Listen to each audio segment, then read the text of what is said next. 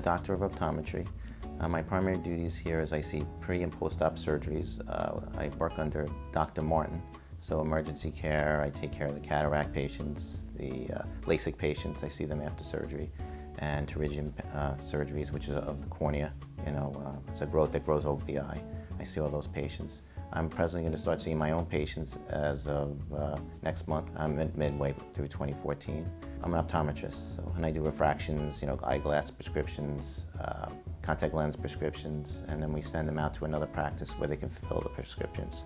I first started when I was younger. I went to hotel management school. I thought I would run a hotel, and I got a major in hotel management, a minor in culinary, so I was in that field for a long time. I worked in Manhattan running businesses. And shortly after that, I wasn't fulfilled with that program. I was more stimulated to learn more. So I started studying. I took a course in Stony Brook University in psychology. So I started school in the late 80s, early 80s rather. And I went back to school at Stony Brook University, pre-med for psychiatry. And shortly after that, I met somebody who detoured me into optometry. And once I got into optometry, I really liked the field. And I pursued it from there. So I graduated from Stony Brook with a Bachelor of Science with some pre-med courses in psychology. And shortly after that, I went to Inter-American University School of Optometry in Puerto Rico. I worked in another ophthalmology practice right after graduation for like 8 years.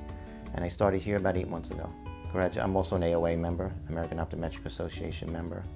Actually, some patients after surgery, they're a little at unease, and my job is to make sure that process, during post-op period is really relaxed for them. I don't want them to be stressed, and most patients do very well after surgery, but some patients, they get a little anxious, going into a surgery, and then thereafter it's usually pretty easy, unless I'm just coaching them along. That would be the most challenging, making sure their visions, everything's okay, they have the right medicines.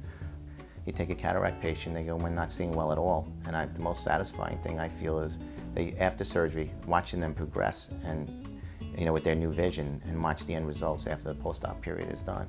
And they do very well, and they make sure they have, they smile through the way, make it as easy as possible, and actually get close with my patients and make that transition from poor vision to good vision go very well for them. But I like sports, play a little bit of sports, like my leisure time in the yard, family oriented, and traveling is my things I like to do on my own time, which I haven't get to lately, is travel. I would like patients to know about me is that I have a very caring doctor.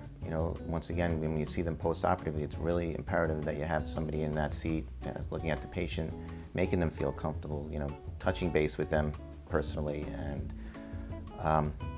making sure that transition goes well. I never speak at a patient, I only speak to a patient. I have seen doctors where they walk out of the room where there's as the patient's talking to them. So I make sure I actually speak to my patient. I laugh with them. I give them my card. I make sure you contact me anytime during this period.